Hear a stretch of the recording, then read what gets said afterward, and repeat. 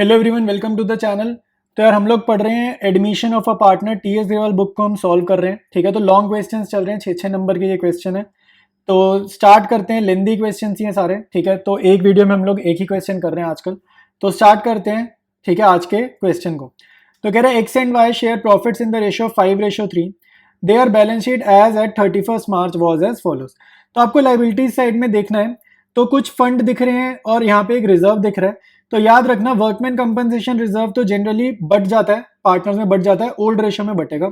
लेकिन जो employees provident fund है ना, ये पार्टनर में नहीं बढ़ता। ये क्यों नहीं बढ़ता? क्योंकि ये ना एम्प्लॉयज का पैसे, जो आप लोग घर में सुने होगा कभी कोई रिटायर वगैरह होता है तो पैसे मिलते हैं फर्म से, कंपनी से बहुत सारे पैसे मिलते हैं इकट्ठे। तो वो उनका प्रोविडेंट फंड मिल रहा होता है, वो प्रोविडेंट फंड मैच्योर हो रहा है। ठीक है, तो एम्प्लॉयज प्रोविडेंट फंड एम्प्लॉयज का पैसा है, पार्टनर का पैसा नहीं है, इसलिए इसको बिल्कुल भी डिस्ट्रीब्यूट नहीं करेंगे पार्टनर्स में। वर्कमैन कंपनसेशन रिजर्व बटेगा ओल्ड रेशो में। एसेट साइड अगर आप ध्यान से देखो, आपको दिख रहा है प्रॉफिट एंड लॉस अकाउंट का लॉस दिख रहा है, डेबिट बैलेंस आपको यहाँ पर दिख रहा है।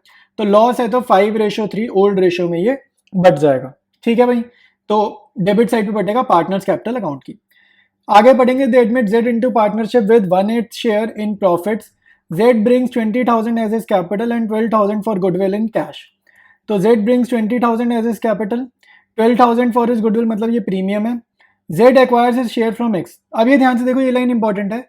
अगर न्यू पार्टनर ने अपना शेयर खाली एक्स से एक्वायर करा है तो जो प्रीमियम वो ला रहा है 12,000, वो सारा का सारा एक्स को ही मिलेगा, वाई को नहीं मिलेगा। क्योंकि यहाँ पे x is the only sacrificing partner, x he sacrifice कर रहा है, तो सारा प्रीमियम भी एक्स को ही ट्रांसफर करा जाएगा, वाई को नहीं मिलेगा। ठीक है भाई, तो ये हमारे को समझ में आ गया। फिर कह रहे हैं following revaluations are also made. तो कुछ एडजस्टमेंट्स गिवन है, एडजस्टमेंट्स डिस्कस करेंगे। Employees provident fund liability is to be increase by 5,000। तो ये नुकसान की बात है, रिवैल्यूएशन की डेबिट में लिखेंगे ईपीएफ, और न्यू बैलेंस शीट में ईपीएफ आपका दिखेगा 15,000, क्योंकि 10,000 पहले था, 5,000 से बढ़ गया। नेक्स्ट है all debtors are good. All debtors are good मतलब ये जो प्रोविजन बनाई है इसकी जरूरत नहीं है, लाइबिलिटी कम करनी है। प्रोविजन का नेचर लाइबिलिटी होता है, लाइबिलिटी कम करनी है तो फायदे की बात है। रिवैल्यूएशन की क्रेडिट साइड में आएगा बाय प्रोविजन 600। नेक्स्ट है stock includes 3,000 for obsolete items, hence are to be written off. तो ये कह रहा है स्टॉक आपका कुछ बेकार हो गया, ऑब्सोलीट मतलब बेकार हो गया, और इसको हटा दो। इसको वैल्यू मतलब यहाँ पर शो नहीं करना चाहिए बैलेंस शीट में, इसको हटा दो। तो नुकसान की बात है, एसेट हटाना नुकसान है। रिवैल्यूएशन की डेबिट में लिखेंगे टू स्टॉक और अमाउंट 3,000। नेक्स्ट है creditors are to be paid 1,000 more. तो लाइबिलिटी बढ़ गई है, तो रिवैल्यूएशन की डेबिट साइड में लिखेंगे टू क्रेडिटर्स 1,000, और नई बैलेंस शीट में आपके क्रेडिटर्स दिखेंगे 16,000, क्योंकि 1,000 से बढ़ गए ना, पहले 15 थे।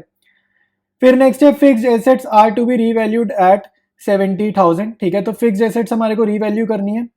तो पहले 80,000 आपको दिख रही है, कह रहा है 70 लेकर आओ, तो 10,000 से गिरानी है, तो ये भी नुकसान की बात है। तो रिवैल्यूएशन की डेबिट में लिख दो to fixed assets 10,000। Prepare journal entries, necessary accounts and new balance sheet, also calculate new profit sharing ratio. तो बहुत सारा काम बोल दिया इसने इस क्वेश्चन में हमारे को करने को। ठीक है, तो स्टार्ट करते हैं इसके सोल्यूशन को। स्टार्ट करते हैं सोल्यूशन को। मैं सबसे पहले रिवैल्यूएशन अकाउंट बना रहा हूँ, और अगर कोई जर्नल एंट्रीज के लिए वीडियो खोल रहा है, जर्नल एंट्रीज देखनी, तो वो बिल्कुल लास्ट में होंगी। ठीक है, पहले revaluation, partners capital, balance sheet, और लास्ट में मैं जर्नल एंट्रीज कर दूंगा। ठीक है, पहले रिवैल्यूएशन अकाउंट बनाएंगे। डेबिट साइड में सारी चीजें लिख देंगे जो जो हमारे को लॉस हुए। तो एम्प्लॉयज प्रोविडेंट फंड की लाइबिलिटी बढ़ानी थी, तो कितने से बढ़ानी थी? 5,000, यहां पर लिख देंगे।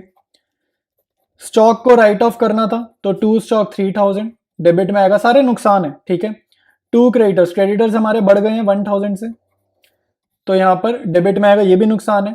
Fixed assets, to fixed asset, ये इसकी वैल्यू कम करनी है 10,000 से, ये भी नुकसान है, तो यहां पर डेबिट में आएगा। ठीक है, प्रोविजन हमें खत्म करनी थी, लाइबिलिटी खत्म करनी थी, तो ये फायदा था, प्रोविजन फॉर डाउटफुल डेट्स। ये एक इकलौता फायदा है, इकलौती चीज है जो रिवैल्यूएशन की क्रेडिट साइड में आ रही है। ये थी 600। ठीक है, टोटल कर देंगे भाई, डेबिट साइड का टोटल ज्यादा आ रहा है, तो इसका टोटल कर देंगे। ये टोटल आ रहा है 19,000। बड़ी वाली साइड का टोटल कॉपी करेंगे दूसरी साइड, और बैलेंसिंग फिगर आ रही है हमारी 18,400। ठीक है, ये लॉस है, क्योंकि नुकसान ज्यादा हुए ना, ये लॉस है। तो लॉसेस बांट देंगे ओल्ड पार्टनर्स में, एक्स वाई में, ओल्ड रेशियो में। ओल्ड रेशियो इनकी क्वेश्चन में गिवन है 5:3। 18,400 का लॉस डिस्ट्रीब्यूट करेंगे 5:3 में, ये कितना आएगा? 11,500 और 6,900। ठीक है, तो रिवैल्यूएशन अकाउंट कंप्लीट है। इसके बाद करेंगे हम partners capital account. Partners capital account में सबसे पहले हम लोग क्या करते हैं, पहला स्टेप क्या होता है, जब भी पार्टनर्स कैपिटल अकाउंट बनाते हैं बाय बैलेंस बीडी लिखेंगे। ठीक है, क्वेश्चन में जो बैलेंस शीट गिवन है उसमें से ओल्ड पार्टनर्स के कैपिटल बैलेंसेस को कॉपी करना है। ठीक है, फिर क्वेश्चन में जो बैलेंस शीट गिवन है वहां से आपने वर्कमैन कंपनसेशन रिजर्व इसको देखना है और इसको डिस्ट्रीब्यूट करना है ओल्ड रेशियो में। ठीक है, तो रिजर्व हमें कितना गिवन है, 5800 का, 5800 का रिजर्व है। इसको कितने में बांटना है, कौन सी रेशियो में, 5:3 में। तो 5800 को 5:3 में डिस्ट्रीब्यूट करेंगे। एक्स को मिलेगा 3625, वाई को मिलेगा 2175। ठीक है, इसके बाद नेक्स्ट स्टेप है, जेड कितनी कैपिटल ला रहा है तो उसको कैसे लिखते हैं, बाय बैंक अकाउंट 20,000। ठीक है, फिर प्रीमियम लाएगा, प्रीमियम कितना लाया है, न्यू पार्टनर जेड प्रीमियम लाया है 12,000, पूरा का पूरा 12,000 एक्स को दे देंगे क्योंकि एक्स ने ही सैक्रिफाइस करके अपना शेयर जेड को दिया, वाई को कुछ नहीं देना प्रीमियम में। ठीक है, अब आ जाते हैं डेबिट साइड। डेबिट साइड सबसे पहले P&L अकाउंट लिखा है, क्वेश्चन में जो बैलेंस शीट गिवन है वहां पे P&L अकाउंट राइट ऑफ करेंगे ओल्ड रेशियो में, तो 1500 और 900। ठीक है, ओल्ड रेशियो कौन सी है, 5:3 चल रही है ना, तो 5:3 लिखा। रीवैल्यूएशन अकाउंट में जो लॉस हुआ है उसको यहाँ पर ट्रांसफर करना है। ठीक है, तो यहाँ पे 11,500 6,900 का लॉस। ठीक है, कैपिटल अकाउंट का एक बेसिक चीज बता रहा हूँ, जितनी चीजें पार्टनर की कैपिटल को इंक्रीज करती है ना वो सारी चीजें हम देखो क्रेडिट साइड में लिखते हैं, जितनी भी चीजें पार्टनर्स की कैपिटल को बढ़ाती हैं इंक्रीज करती हैं क्रेडिट में, जो जो चीजें पार्टनर की कैपिटल को कम कर रही हैं डिक्रीज कर रही है वो सब चीजें क्या लिखते हैं, डेबिट में। जैसे ये लॉस था P&L अकाउंट का, ये कम करेगा इन्वेस्टमेंट को, कैपिटल को कम करेगा डेबिट में। रिवैल्यूएशन का लॉस भी कैपिटल कम करेगा इसलिए डेबिट में। ठीक है, अब कुछ भी नहीं करना, क्वेश्चन हमारा हो चुका है, बैलेंस सीडी निकालेंगे। तो एक्स का टोटल, ठीक है, ये कितना आ रहा है 85,625, वाई के कॉलम का टोटल आ रहा है 33,175 और जेड में तो एक ही चीज लिखी है 20,000। ठीक है, टोटल करेंगे कॉपी डेबिट साइड में। ठीक है, टोटल कॉपी करते हैं 85,625, 33,175 और 20,000। ठीक है, टोटल कॉपी कर लिया। अब लास्ट स्टेप क्या है, पार्टनर्स कैपिटल अकाउंट कंप्लीट करेंगे, बैलेंस सीडी निकालते हैं। ठीक है, ये क्या है हमारे क्वेश्चन की बैलेंसिंग फिगर होती है। ठीक है, तो 85,625 में से माइनस कर देंगे इन दोनों को, ये आ जाएगा 72,625।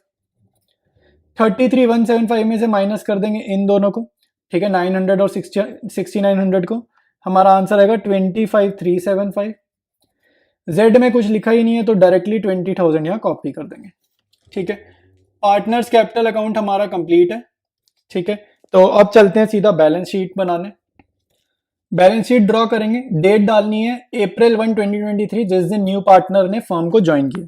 ठीक है, सबसे पहले लाइबिलिटी साइड बनानी शुरू करनी है, हमेशा हर क्वेश्चन में लाइबिलिटी साइड बनाएंगे। क्रेडिटर्स लिखेंगे 15,000, पुरानी बैलेंस शीट के 1,000 रिवैल्यूएशन अकाउंट में देखकर बढ़ गए तो 16,000 आ गए क्रेडिटर्स। ठीक है, एम्प्लॉइज प्रोविडेंट फंड, ठीक है, एम्प्लॉइज प्रोविडेंट फंड की लाइबिलिटी भी बढ़ानी थी ना, पुरानी बैलेंस शीट में गिवन है 10,000, 5,000 से इंक्रीज करनी है, रिवैल्यूएशन अकाउंट में देखकर देख लिया। ठीक है, तो 15,000 आ गया लाइबिलिटीज एम्प्लॉइज प्रोविडेंट फंड का। फिर लिखने हैं कैपिटल बैलेंसेस, कैपिटल अकाउंट के बैलेंसेस लिख लो, एक्स का, वाई का और जेड का। ठीक है, सीधा यहाँ अमाउंट के कॉलम में लिख लो। तो ये वो वैल्यूज लिखने हैं जो पार्टनर्स कैपिटल अकाउंट का आंसर आता है ना, वो यहां पर कॉपी करना है। ठीक है,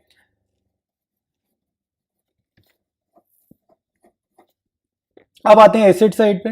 एसेट्स में आप लिखोगे बैंक, पुराना बैलेंस हमें क्वेश्चन में बैंक का गिवन है 5,000, ऐड करेंगे 20,000 उसकी न्यू पार्टनर की कैपिटल और 12,000 न्यू पार्टनर का प्रीमियम।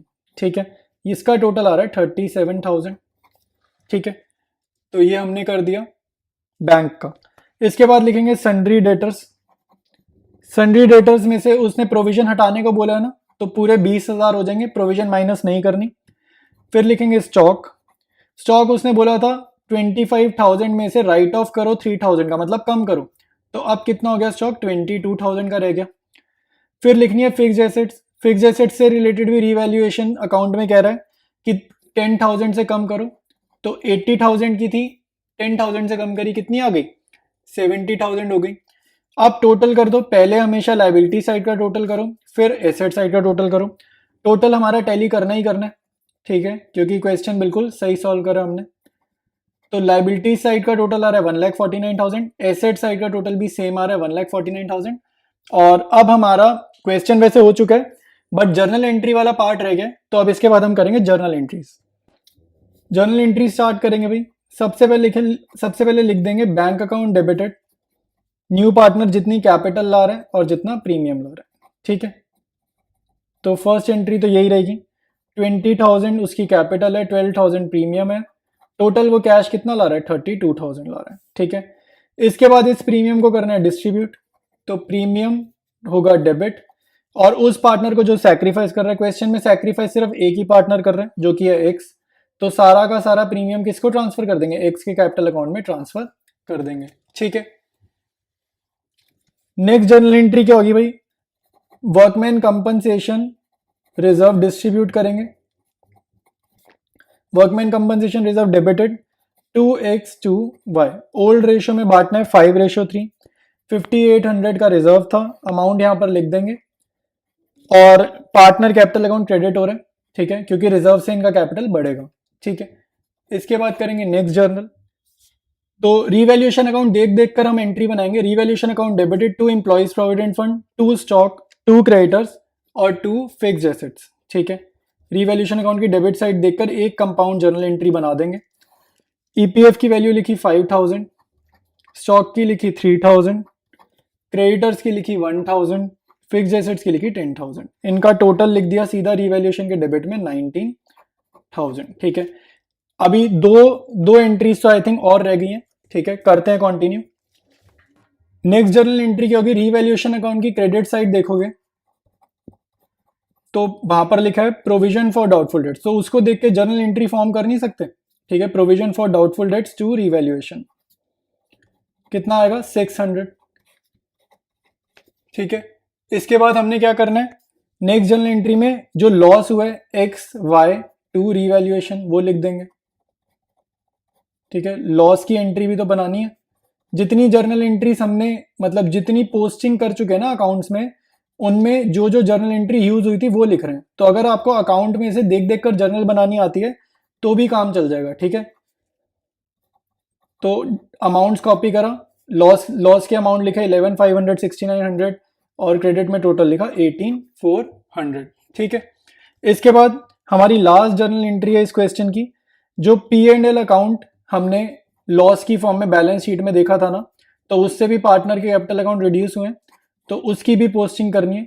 ये इनके कैपिटल अकाउंट है, ठीक है। पार्टनर्स कैपिटल अकाउंट से देख देख कर भी आप आराम से जर्नल एंट्रीज लिख सकते हो, ठीक है।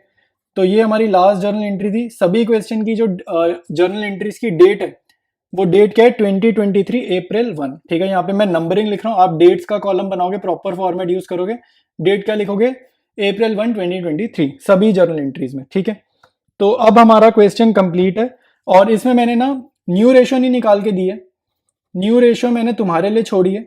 न्यू रेशो अगर निकालनी नहीं आ रही ना अभी भी, तो भाई स्टार्टिंग के जो क्वेश्चन है ना, पहले 18 या 17 क्वेश्चन है जिसमें कैलकुलेशन ऑफ न्यू रेशो है, वो करो, ठीक है, उनको सॉल्व करो, फिर इस क्वेश्चन की न्यू रेशो निकालना। न्यू रेशो निकालनी आनी चाहिए, और ये मैंने तुम्हारे लिए छोड़ी है, मैंने नहीं निकाली है, ठीक है। तो क्वेश्चन हमारा कंप्लीट है।